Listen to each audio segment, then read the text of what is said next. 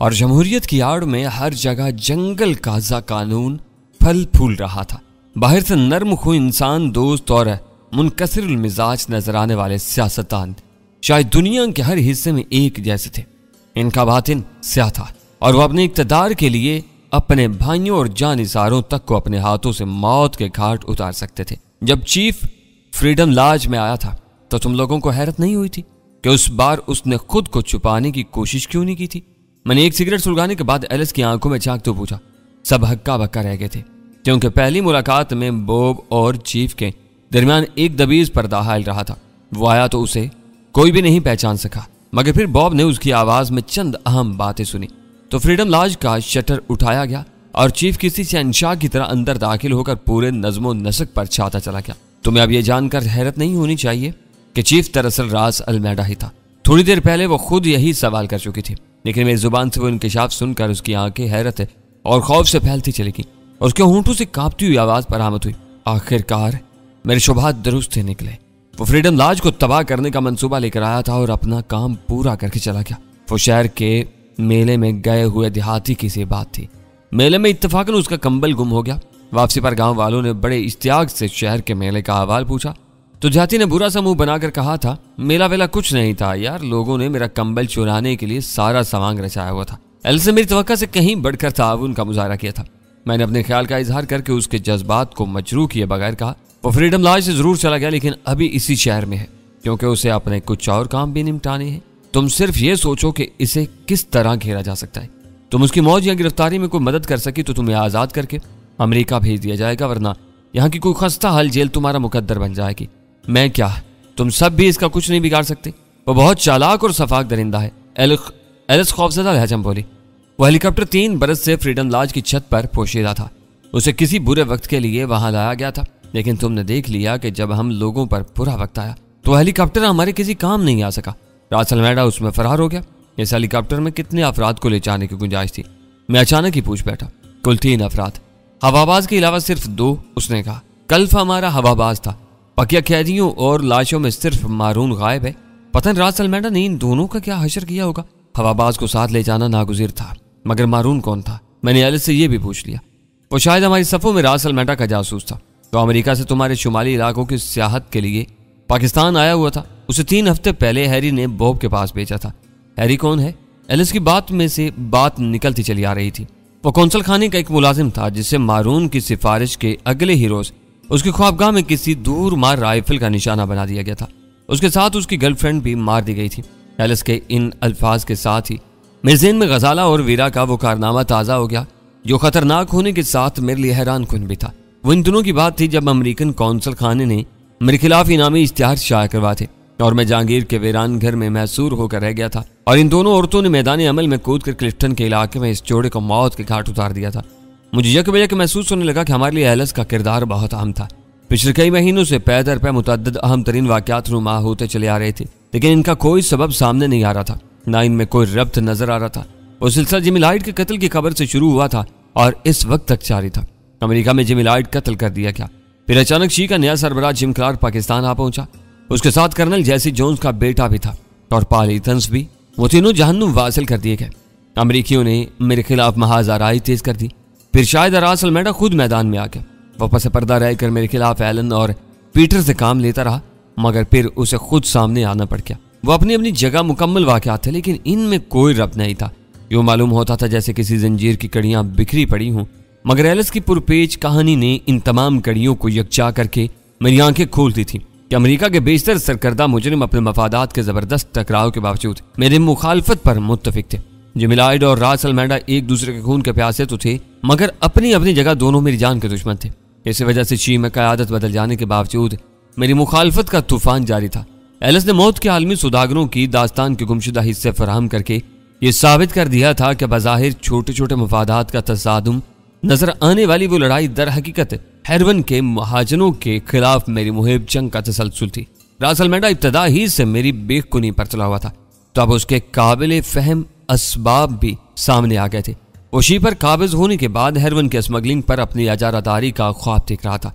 ऐसा मालूम था कि मेरी जिंदगी में उसके लिए अपने ख्वाब की ताबीर हासिल करना मुमकिन नहीं था। इसलिए उसने Alan, Peter, Gary Hart Jeff Miller, नादरा और फिर फ्रीडम लॉज के मकीनों के जरिए घेरने की कोशिश की, मुझे उलझाने के लिए K9 जैसा खौफनाक मंसूबा तैयार किया, मगर उसे हर महाज पर नाकामी हो रही थी। वो हथियार डालने पर आमादा नहीं था, न फरार की राह इख्तियार कर रहा था। पमोजी जब तक पाकिस्तान की सरजमीन पर मौजूद था, मैं उससे गाफिल नहीं रह सकता था। रास अलमेडा के हाथों बोब और रैंडल के कत्ल के असबाब समझ में आते हैं। अव्वल खान एलिस से पूछ रहा था, टॉम जिंदा होता तो वो भी रास अलमेडा के हाथों मारा जाता, लेकिन उसने दिलावर खान को क्यों कत्ल किया? फ्रीडम लॉज में मारून मौजूद था। हो सकता है कि उसने बॉब के मामलात में खान के किरदार को बहुत ज्यादा बढ़ा चढ़ा कर पेश किया हो और रास अलमेडा ने खान को बॉब का हम राज समझकर उसी के साथ ठिकाने लगा दिया हो। एलिस ने सोचते हुए जवाब दिया, इसके अलावा खान के कत्ल की कोई वजह मेरी समझ में नहीं आती। इसी वक्त अव्वल खान का आदमी चाय ले आया। इस तवील ज़हनी मुशक्कत से हम तीनों थक चुके थे, इसलिए सब फौरन ही चाय की तरफ मुतवज्जा हो गए। मुझे खुशी है कि तुमने अक्लमंदी और साफ कोई से काम लिया है। मैंने थोड़ी देर बाद एलिस से सताइश लहजा में कहा, इस तरह तुमने खुद को न सिर्फ बहुत सी परेशानियों से बचा लिया बल्कि कुछ मराहत की हकदार भी बन गई हो। फिलहाल तुम यहीं रहोगी और तुम्हें तुम्हारी जरूरत की हर माकूल चीज फराहम की जाएगी, जिसमें लिबास से शराब तक हर चीज शामिल है। शराब की फराग दिलाना फराहमी की पेशकश पर अव्वल खान ने मुझे घूरा, लेकिन एलिस के होंठों पर एक उदास से मुस्कुराहट फैल गई। वो शिकस्त खोरदा लहजा में बोली, मैंने अपनी गोद में सर रखे हुए अकलौते बेटी की आंखों में मौत को धीरे धीरे अपने डेरे जमाते देखा है। क्या तुम किसी माँ से ऐसी संग दिली की तवक्का रख सकते हो तो अपनी जिंदगी का ऐसा भयानक अलमिया सहने के बाद भी अपने गिरदोपेश की पुरफ्रेब रंगीनियों में दिलचस्पी लेती रहे? टेड की मौत के बाद से मैंने अल्कोहल और सिगरेट को हाथ लगाना भी छोड़ दिया। मैं कनात पसंद हो गई हूँ। अब मेरा मिशन सिर्फ यही रह गया है कि टेड के बाद अमेरिका में किसी माँ का कोई लखते जिगर ऐसी अजियतनाक मौत का शिकार न होने पाए। इसकी आंखें भीग गईं और आवाज रुंध कर हल्क में फंस गई। तुम्हारा मिशन बहुत नेक है एलिस, मैं नरमे से कहा, लेकिन बेहतर होगा कि इसमें अमेरिका के साथ पाकिस्तान की माओ और इनके मासूम जिगर गोशों को भी शामिल कर लो। हैदन हर मुल्क में एक जैसी तबाही लाती है और काले गोरे या जर्द में कोई इम्तियाज नहीं करती। वो सर झुकाए खामोशी से सिसकियां लेकर रोती रही। मैं अव्वल खान के घर से गाड़ी लेकर वापस घर पहुंचा तो इस वक्त सुबह के 4 बजने वाले थे और हवा में सरूर अंगेज खून की रची हुई थी। गाड़ी पार्क करके मैं इमारत की तरफ बढ़ रहा था तो खुमार से मेरी आंखें बंद हुई जा रही थी। घर करीब आ जाने पर रात भर की थकान एकदम रंग दिखाने लगी थी। मैंने डोरबेल बजाई तो सुल्तान शाह ने दरवाजा खोला, क्योंकि उसी के ख्वाबगाह दरवाजे से सबसे ज्यादा करीब थी। उसके बदन पर शब ख्वाबी का लिबास जरूर मौजूद था, लेकिन आंखों में नींद का दूर दूर तक पता नहीं था। उसे देखकर अंदाजा लगाया जा सकता था कि बिस्तर पर दराज हो जाने के बावजूद मेरे इंतजार में जाकर करवटें बदल रहा था। मैं उसके सलाम का जवाब देकर अंदर दाखिल हो गया। इस वक्त तक बकिया दोनों कमरों के दरवाजे भी खुल चुके थे और वहां से दोनों औरतें बाहर आ चुकी थी। उनकी कैफियत सुल्तान शाह से ज्यादा मुख्तलिफ नहीं थी। मैं इन तीनों की हालत पर दिल ही दिल में हंस दिया। वो एक दूसरे को धोखा देने के लिए बज़ाहिर अपने अपने कमरों में मैसूर हो गए थे, लेकिन तशवीश और इस्तराब के बायस पहाड़ जैसी रात में एक पल के लिए भी नहीं सो सके थे, क्योंकि मैंने वहां से रवाना होने से पहले उन्हें फोन पर अव्वल खान से होने वाली गुफ्तगू के बारे में बताया था और न ही यह बताया था कि मैं कहाँ जा रहा हूँ। मेरे मूड की वजह से वीरा या सुल्तान शाह ने मुझसे उलझने की कोशिश नहीं की थी। वीरा अपनी ख्वाबगाह के दरवाजे के सामने दोनों हाथ कमर पर रखे खड़ी थी और मुझे घूर रही थी। मैंने कनखियों से उससे जरूर देखा, मगर फिर उसे नजरअंदाज करके बराह रास्त अपने कमरे में जाने का फैसला कर लिया। मैं महसूस कर रहा था कि वीरा की निगाहें मेरे कदमों के साथ हरकत कर रही थी। मैं उसके करीब से गुजरा ही था कि अचानक मेरे बदन को एक झटका लगा और मेरा अगला कदम उठा ही रह गया। मैं बनाकर पलटा तो वीरा ने पूछ से मेरी कमीज पकड़ी हुई थी और उसकी आंखों से बरहमी मुतरसी थी। ये क्या हरकत है? कमीज छोड़ो मेरी। मैंने उसका हाथ झटक कर तेज से कहा। घर में दूसरे लोगों की मौजूदगी की परवाह किए बगैर कहाँ जा रहे हो? वीरा ने सर्द लहजे में पूछा। इस वक्त सुबह के 4 बजने वाले हैं। अपने कमरे के सिवा कहाँ जाऊंगा? मैंने तलखी से जवाब दिया। हम सब के लिए 4 बज रहे हैं। वो घुर्राई। तुम्हें पता है कि तुम घर में किसी को कुछ बताए बगैर यहाँ से निकले हुए थे और हम तीनों पूरी रात तुम्हारी तरफ से फिक्रमंद रहे हैं। ये तुम्हारा एहसान था मुझ पर, मगर मैं कोई भी बेसमझ बच्चा नहीं हूँ जो शहर में गुम हो जाता। तुम पूरी रात गुजार कर कहाँ से आ रहे हो? वीरा ने कदरे ताहकमाना लहजे में कहा। झक मार कर आ रहा हूँ। वीरा, खुदा का खौफ करो, इस वक्त मुझे नींद आ रही है। मैं सवालात का जवाबात देने से पहले कुछ देर सोना चाहता हूँ। मैंने चिड़चिड़ लहजे में कहा। जाने से पहले फोन पर तुम्हारी अव्वल खान से क्या गुफ्तगू हुई थी? वो मेरे रद्दअमल को यकसर नजरअंदाज करके मशीनी लहजे में सवालात किए जा रही थी। गजाला और सुल्तान शाह तमाशाई बने। हम दोनों के करीब खामोश और कदरे हैरान से थे। इस वक्त मुझे नींद के सिवा कुछ याद नहीं। मुझे तकरार मत करो। इसका मतलब है कि तुम अब मुझे कोई भी बात नहीं बताना चाहते। वो पैर पटक कर बोले। तुम जो चाहो समझ लो, मगर मुझे थोड़ी देर के लिए सोने दो। मैंने बेरुखी से कहा। अच्छी तरह सोच लो कि तुम क्या कह रहे हो। वो बिफरे हुए बोलती। तुम मुझे किस बात की धमकी दे रही हो? मैंने पूछा। ये तुम्हारा घर है। मैं यहाँ बिन बुलाए मेहमान की तरह हूँ। उसने उखड़े उखड़े लहजे में कहा। मैं तुम्हें किसी बात की धमकी नहीं दे सकती। अगर तुम्हारी नजरें बदल गई हैं तो एक पल के लिए भी इस छत के नीचे मैं नहीं रह सकती। मुझे पर एतमाद नहीं रहा तो मैं अभी और इसी वक्त यहाँ से चली जाती हूँ। उसका चेहरा गंभीर और लहजा अटल था। उसकी चमकती हुई आंखों से जाहिर हो रहा था कि वो जो कुछ कह रही थी इस पर अमल करने का अज़्म कर चुकी थी। मेरा इरादा सिर्फ उसे चिढ़ाने और जलाने का था ताकि उसे उसकी गलती का एहसास दिला सकूं, मगर वहां मजाक में वो संजीदा नजर आने लगी थी। मेरे पैरों के नीचे से जमीन निकल गई। मजाक में मैं इतनी दूर निकल गया था कि मेरी फौरी वापसी मुमकिन ही नहीं रही थी।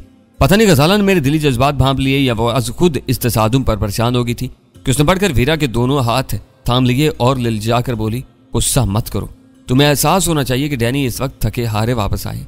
हम में से कोई भी तुमको बिन बुलाया मेहमान नहीं समझता। सुबह तुम्हें हर बात मालूम हो जाएगी।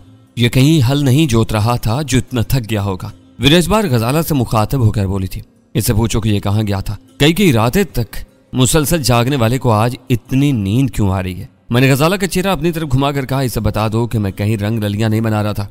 हमेशा इसका साथ देने वाले को आज नींद सता रही है तो ये चिराग पा क्यों हो रही है। वीरा ने गजाला का बाजू खींच कर तेजी से कहा, इसे पूछो कि ये खुद को इतना चालाक और अहम क्यों समझता है। मैं इसकी सरखरीद बांधी नहीं हूं कि इसकी रामलीला सुनने के लिए सुबह का इंतजार करूंगी। गजाला दखल अंदाजी करके एक नई मुसीबत में फंस गई थी। वो हक्का बक्का नजरों से वीरा को तके जा रही थी। खुदा के लिए जी नीची आवाज में लड़ो। सुल्तान शाह वीरा के सामने दोनों हाथ जोड़कर बोला, ये कोई अलग थलग मकान नहीं, एक फ्लैट है। जरा से शोर पर पड़ोसियों की भीड़ दरवाजे पर जमा हो जाएगी। ये मेरी बांधी नहीं है तो मैं भी इसका गुलाम नहीं हूँ। वही करूंगा जो चाहूंगा, फिर मैं भी वही करूंगी जो मेरा दिल चाहेगा। वीरा बदस्तूर गजाला से मुखातिब थी, मैं भी यहाँ से अपना मुंह काला कर रही हूँ। कोई भी मेरा रास्ता रोकने की कोशिश न करे। ये कहकर उसने कदम उठाया ही था कि सुल्तान शाह उसके सामने आ गया।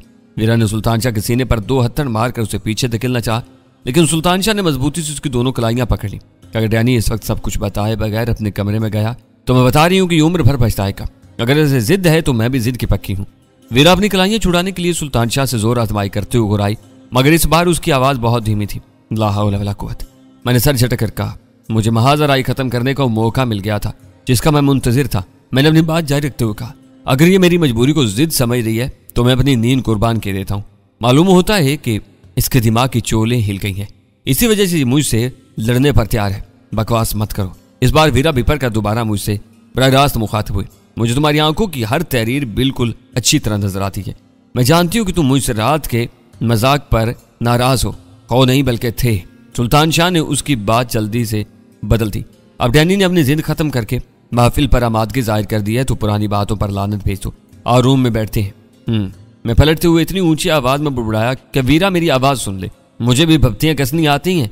वीरा ने कहा, अपने ऊपर इतना घमंड है तो देख लेना कि मैं किसी दिन खामोशी से निकल भी जाऊंगी और तुम दूर दूर तक मेरा सुराग नहीं पा सकोगे। मैंने चलते चलते पलट कर पूछा, तुमने सुराग ही कहा है ना। वो सवाल इस तरह तौर पर मेरी जुबान पर आ गया था, मगर वो मौका के लिहाज से बरमहल साबित हुआ कि वीरा खामोश होगी। उसके बुशरे से नदामत की सुर्खी फैल गई थी। ड्राइंग रूम में पहुंचते ही मैं एक दूसरे सोफे पर बैठ गया। सिगरेट सुलगाने के बाद मैंने कहा, तुम लोगों ने मेरी नींद खराब कर दी है। अब कुछ पूछते भी जाओ ताकि तुम्हारे सारे सवालों के जवाब देकर मैं आराम से सो सकूं। चंद सानियों तक वो तीनों एक दूसरे की तरफ देखते रहे। गजाला ने पहल करते हुए पूछा, रात को जाने से पहले अव्वल खान का कोई फोन आया था? हाँ। अब अगला सवाल? मैंने गहरी संजीदगी से कहा, कोई कुछ नहीं पूछेगा। मेरी सरकत पर वीरा चिड़चिड़े अंदाज में बोली, तुम खुद ही पूरी कहानी सुनाते चले जाओ। वो कोई कहानी नहीं है, उसके बारे में मैं वही बताऊंगा जो कुछ तुम मुझसे पूछोगे। मैंने मजाक को बालाए ताक रखते हुए कहा, मेरा ख्याल था कि ये बातें सुबह होती तो बेहतर होता। रात के अंधेरे में हम सबकी अकलें बहुत ज्यादा काम करती हैं। वीरा ने भी अपने लिए सिगरेट सुलगा कर कहा, सुबह का इंतजार करने के बजाय अपनी जिरा अभी से शुरू कर दो। अव्वल खान को मेजर गौस से इतला मिली थी कि फ्रीडम लॉज में कैदियों में एक सफेद फाम औरत भी है जो खुद को रहमी मार्टिन की बेवा करार दे रही है। इसकी बहुत सी बातें मेजर गौस के लिए काबिल फहम नहीं थी, इसलिए उसे स्टेशन 4 मुंतकिल कर दिया गया। मैं अव्वल खान के साथ वहीं गया था। मैंने इन तीनों को बताया, कैदियों में किसी औरत का होना इतना अहम तो नहीं था कि तुम दोनों उधर दौड़ लगा देते। सुल्तान शाह ने कहा। मैंने उसकी बात का जवाब देने के बजाय वीरा से पूछा, तुम बॉब गॉम्स नाम के किसी अमेरिकन से वाकिफ हो? वो जिमिलाइड के बचपन के उन चंद दोस्तों में से है जो हमेशा एक दूसरे से मिलते रहे। उसे मिला तो आकुफ जवाब दिया। अमेरिका में मैंने कई बार उसे देखा था। वो डेट्रॉइट में जनरल मोटर्स के लिए पुर्जे बनाने वाली एक बहुत बड़ी और मुनाफा बख्श फैक्ट्री का मालिक है।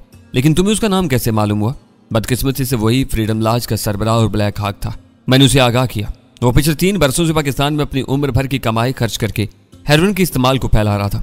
वो खुदा, वीरा की आंखें हैरत से फैल गईं।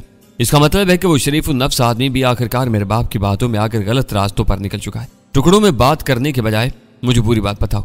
शी में जिमी लाइट के इक्तदार का सूरज गरूब होने के बाद इस पर अरसा हयात तंग कर दिया गया होगा। मैंने बॉब गोम्स के बेटे टेड के अलमनाक किरदार से वो किस्सा शुरू कर दिया।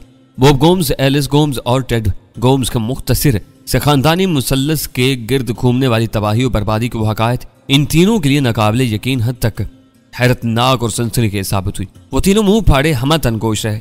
मेरी उकाबी नजरें देख रही थीं कि वीरा के चेहरे पर कहीं कहीं गम और गुस्से के आसार उभर आते थे, लेकिन इनमें से किसी ने दरमियान में कोई दखल अंदाजी नहीं की। वो पुरपीछ वाकयात और भयानक साजिशों का एक ऐसा सिलसिला था जिसे बयान करने के लिए काफी वक्त दरकार था। मैं एलिस के बयान के बारे में वीरा की राय भी हासिल करनी चाहता था, इसलिए मैंने अपनी तरफ से एलिस के बयान की बहुत सी वजाहतें भी शामिल कर दी थी। एलिस की आखिरी कैफियत और अज़्म का इजहार करते हुए मैंने आखिरकार बात खत्म कर दी। यह बिल्कुल नाकाबिले यकीन से बात है कि बॉब इतने अरसे से कराची में काम कर रहा था और किसी को इसका इल्म नहीं था। सुल्तान शाह ने हैरत से कहा, जराइम पेशा लोगों को भी इसकी कोई खबर नहीं थी। असल बात यह थी कि उसे शुरू ही से ज़ेरे ज़मीन दुनिया के लोगों से खुफिया मरासम पैदा करने की जरूरत पेश नहीं आई। गजाला ने जवाबन कहा, एक सफारती अफसर के जरिए आने वाले दिलावर खान ने उसका काम बहुत आसान कर दिया था। वो आदमियों से लेकर हैरवन तक जरूरत की हर चीज फराम करने के वसाइल का मालिक था। ये बॉब नहीं, जिमी लाइट के खिलाफ साजिशों की अंदरूनी कहानी है। वीरा कहर बार आवाज बोली, इसकी मौत के बारे में मैं अब तक गलत फहमी का शिकार रही थी। अब पता चला कि मेरे बाप को अमेरिका की इंतखाबी सियासत की भीड़ चढ़ाया गया था। जिमी लाइट के कत्ल का फैसला सदर का था, लेकिन इस पर दबाव डालने वाला राज अल्मेडा है, जो अमेरिका के सारे यहूदी वोटों का मालिक होने का दावा करता है। सुल्तान शाह ने कहा, पहले बहुत सी बातें साफ नहीं थी, लेकिन अब सब कुछ सामने आ गया। एलिस का बयान ने मेरे जख्मों को ताज़ा कर दिया। अगर जिमी लाइट अपने असर और सूख के बावजूद जिंदा नहीं रह सका तो मैं राज अल्मेडा को भी ज्यादा दिन सांस नहीं लेने दूंगी। वीरा इस वक्त वाकई मुश्तिल नजर आने लगी थी। ये बात की बातें हैं, पहले यह बताओ कि एलिस पर किस हद तक एतबार किया जा सकता है। मैंने वीरा की ज़हनी हालत को एतदाल पर रखने के लिए एक सोचा समझा सवाल किया। मैं एलिस से वाकिफ नहीं थी, उसने झिझकते हुए कहा। मैं सिर्फ बॉब से वाकिफ थी। मेरा बाप भी कभी कभी उसका जिक्र करता रहता था। उसे फख्र था कि अगर उसने गैर कानूनी कामों से बेअंदाजा दौलत कमाई है तो उसके जिगरी दोस्त ने अपने कानूनी कारोबार से करीबन उसी कदर दौलत के साथ नेकनामी भी कमाई है। जिमी लाइट ने कभी भी टेड की इल्लत या उसकी मौत का जिक्र तो किया होगा? मैंने पूछा। नहीं, बॉब की घरेलू जिंदगी के बारे में हमारी कभी कोई बात नहीं हुई। वो जिगरी दोस्त थे और दोनों का तकरीबन एक जैसा अंजाम हुआ। सुल्तान शाह अफसुर्दगी से बोला, इनकी दौलत इनके किसी काम नहीं आ सकी। ये सिर्फ खराब सोहबत की करिश्मा साजी नजर आती है। तुम किसकी खराब सोहबत की बात कर रहे हो? वीरा ने उससे पूछा। मैं किसी पर तंज नहीं कर रहा, लेकिन ये गौर करने वाली बात है कि बॉब को इज्जत, शोहरत और दौलत सब ही चीजें हासिल थी, लेकिन वो जिमी लाइट के बहकावे में आकर अचानक गलत रास्ते पर चल पड़ा। देखा जाए तो उसने नहायत नेक नीयती से इस रास्ते का इंतखाब किया था जो कहीं ना कहीं इबरतनाक मौत के अंधेरे में गुम हो जाता है। यह भी एक अजीब इत्तेफाक है कि दोनों के कत्ल में रास अल्मेडा का खलीदी हिस्सा था। रास अल्मेडा को अमेरिका, वहां के इंतखाबात या शी से कोई हमदर्दी नहीं है। वीरा पुरख्याल लहज़े बोली, उसकी सारी दिलचस्पी डेविड स्टार्स में है। वो अपनी बनाई हुई नस्ल परस्त तंजीम को ताकत और वसाइल के इस मकाम पर ले जाना चाहता है जहां कोई उसका हरीफ ना हो। तुम लोग अमेरिका को नहीं जानते, मैं वहां की सियासत को अच्छी तरह समझती हूँ। मेरा ख्याल है कि हमारे पास एलिस का बयान पर शुबा करने की कोई ठोस वजह नहीं है। वो वाकयात पर गहरी नजर रखने वाली एक समझदार औरत मालूम होती है। रास अल्मेडा ने अमेरिका में सदर को अपने 1000 पाशिकंजे में जकड़ कर तुम्हारे बाप को कत्ल करा दिया। सुल्तान शाह ने वीरा से मुखातिब होकर कहा, लेकिन वो पाकिस्तान में कहीं भी कामयाबी हासिल नहीं कर सका। अभी तक उसे अपने हर मकसद में मुसलसल नाकामियों के सिवा कुछ भी नहीं मिल सका। वीरा के होंठों पर इस्तज़ाहिया मुस्कुराहट फैल गई। तुम सखी मुराद को भूल रहे हो। तुम्हारा नामवर सियासतदान उसके हाथों बिका हुआ है, लेकिन वो भी पूरी तरह नहीं बिक सका। परवाज करने से पहले उसके पर काट दिए गए। पुरसूरत हाल में से स्पेशल टास्क फोर्स को और हम चारों के किरदार मिनहा करके देख लो, तुम्हें अमेरिका से बदतर नतीजा मिलेगा। तुमने एक सखी मुराद पर हाथ डाला है, या न जाने कितने सखी मुराद पल रहे होंगे। सखी मुराद के नाम ने मेरे ज़हन के कुछ दरीचे खोल दिए। इस वक्त वो हमारे लिए बहुत ज्यादा अहमियत इख्तियार कर गया था।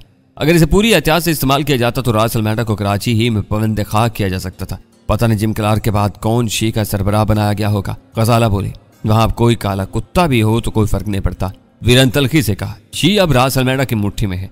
इसकी नजर शी की ग्रांट पर थी, वो इसे हासिल कर चुका है। कागजों पर शी के मकासद वही रहेंगे जो तय कर लिए गए थे, लेकिन अमलन इन्हें उलट दिया जाएगा। ये ठीक है कि रास अल्मेडा बहुत हरीस और लालची है। अगर वो पाकिस्तान में मिलने वाली सस्ती और बेहतरीन हेरोइन यहां से समेट कर अमेरिका और यूरोप में फैलाने का फैसला कर चुका है तो वो तखरीब कारियों के साथ इस मंसूबे पर भी काम कर रहा होगा। अगर इसे यहाँ की हेरोइन ही खरीदनी थी तो इसके लिए बेहतरीन रास्ता यह था कि वो पाकिस्तान और अफगानिस्तान के सरहदी इलाकों में खामोशी से आता और लंबी मुद्दत के सौदे करके लौट जाता। इसे कराची में गंद फैलाने और खतरात मोल लेने की क्या जरूरत थी? सुल्तान शाह ने कहा, तुम जिमी लाइट के तजुर्बात को भूल रहे हो। वीरा ने जवाब दिया, पाकिस्तान में शी बहुत मुस्तहकम और तवाना हो गई थी। हम यहाँ अपने मन माने फैसले नाफिज करने लगे थे। मगर ईमानदारी की बात यह है कि डैनी की बगावत ने शी की बुनियादों में ऐसी दरारें डाल दी कि आज शी पाकिस्तान में अपना वजूद खो बैठी है। फिर मदर माफिया के आलमी हलकों में हबीब चेवानी की कहानी भी अभी तक गर्दिश कर रही होगी। इनके डान ने डैनी से खुद समझौता किया था, मगर अंजाम यह हुआ कि माफिया पाकिस्तान में पनपने से पहले ही दम तोड़ गई। हबीब चेवानी खाक में मिल गया। पाकिस्तान में शायद बेखबर लोग बसते होंगे, मगर पाकिस्तान से बाहर हर बड़े मंशियात फरोश की अटल राय है कि डैनी को रास्ते से हटाए बगैर पाकिस्तान में मंशियात की कोई भी मुनज़्ज़म तिजारत नहीं चल सकती। हम बाद में डैनी के साथ शरीक हुए हैं। STF भी बहुत बाद की बात है। इब्तिदा में शी से टक्कर सिर्फ डैनी ने मोल ली थी। तुम जहांगीर की खिदमात और कुर्बानियों को फरामोश कर रही हो। सुल्तान शाह ने शिकवा किया, आज भी कोई आई मैन इसके सामने अपनी सिल्वर आई लहराए तो उसका पेशाब खता हो जाएगा। वीरा गुस्से से बोली, उसकी बात रहने दो, वो बस डैनी से दोस्ती की वजह से 5 सवारों में शामिल है। या मजहरुल अजायब है। सुल्तान शाह हैरत से बोला, थोड़ी देर पहले तुम डैनी से लड़कर यहाँ से भागी जा रही थी और अब उसकी तारीफ में जमीन और आसमान के कलाबे मिला रही हो। तुम्हारा कोई भरोसा नहीं है। दोस्तियाँ इख्तलाफ की वजह से हकीकतें नहीं बदला करती। डैनी में जो खूबियां हैं वो हैं, मेरी तकनीक से वो कम नहीं हो सकती। मगर डैनी को मान लेना चाहिए कि इसमें बहुत सी बुराइयां भी हैं। खूबियों से पहले मैं अपनी बुराइयों को तस्लीम करता हूँ। मैंने उसकी बात काट कर कहा, तुम बात को दूसरे रुख पर ले गई। अभी सुल्तान शाह की इस सवाल का जवाब देना बाकी है कि रास अल मेडा कराची में जबरदस्त गंद फैलाकर खतरात क्यों मोल ले रहा है। मेरा अंदाजा है कि वो खिसियाई हुई बिल्ली की तरह खंबा नोचने में मसरूफ है। वीरा ने कहा, हर किस नहीं, वो बहुत चालाक और मक्कार है। मैंने जोर देकर कहा, तुम खुद कह रही हो कि डेविड स्टार्स को वो दुनिया की एक नाकाबिले तस्कीर कुव्वत बनाने के ख्वाब देख रहा है। शायद मैंने यही कहा था और मैं अब भी अपनी इस राय पर कायम हूँ। वीरा ने मेरी मुस्तफसराना निगाहों के जवाब में धीरे से कहा, रास अल मेडा जायज और नाजायज जराए से अरबों डॉलर कमाता है और अपनी इस बेअंदाजा आमदनी को अंधाधुंध डेविड स्टार्स पर खर्च करता है।